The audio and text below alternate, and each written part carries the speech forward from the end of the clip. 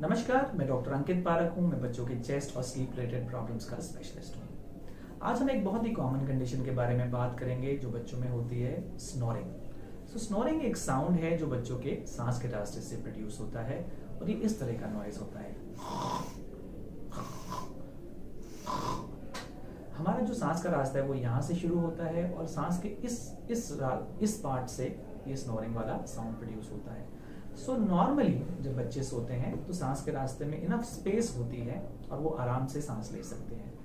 लेकिन कभी कभी ये सांस का रास्ता जो है ब्लॉक हो जाता है, ऑब्स्ट्रक्ट हो जाता है। इसमें सांस के रास्ते में जगह कम रह जाती है और एक स्नोरिंग वाला नॉइज प्रोड्यूस होता है।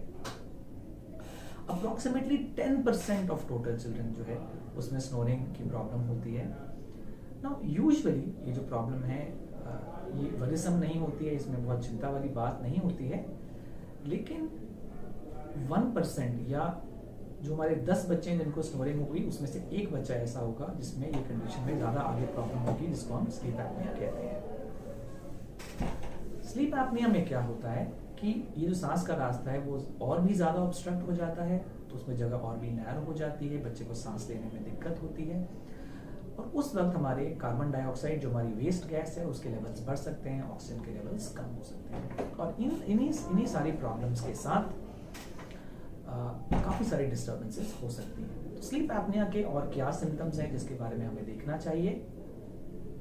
पहली चीज़ हमें देखनी चाहिए कि ये स्नोरिंग जो है कभी कभी हो रही है या snoring on a regular basis है। तो अगर बच्चे को throughout the week, throughout the month snoring होती है, वी शुड बी वरीड।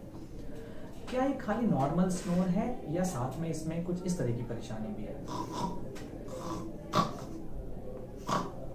ये इनको हम स्नॉट्स या गैस्प्स कहते हैं। ये बड़े इंपॉर्टेंट हैं। कुछ बच्चों में सांस रुक भी जाती है जिसको हम एपनियास कहते हैं। ये बहुत ही इंपॉर्टेंट कंडीशन है।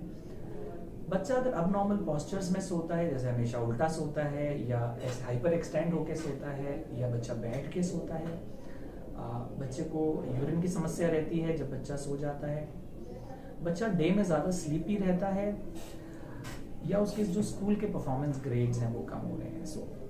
अगर इनमें से कोई भी दिक्कत है तो हमें स्लीप एपनिया के लिए इवैल्यूएट करना चाहिए।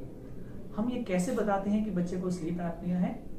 ऐसे क्लिनिकल एग्जामिनेशन पे स्लीप एपनिया के बारे में बताना थोड़ा सा डिफिकल्ट होता है। इसके लिए जो बेस्ट टेस्ट है उसे हम स्लीप स्टडी कहते हैं। ये बहुत ही सिंपल टेस्ट है लेकिन इसे हॉस्पिटल में परफॉर्म किया जा सकता है और हम स्लीप स्टडी के बारे में आपसे अपने अगले वीडियो में बात करेंगे। Thank you. And for more information please log on to my website ankitparak.com।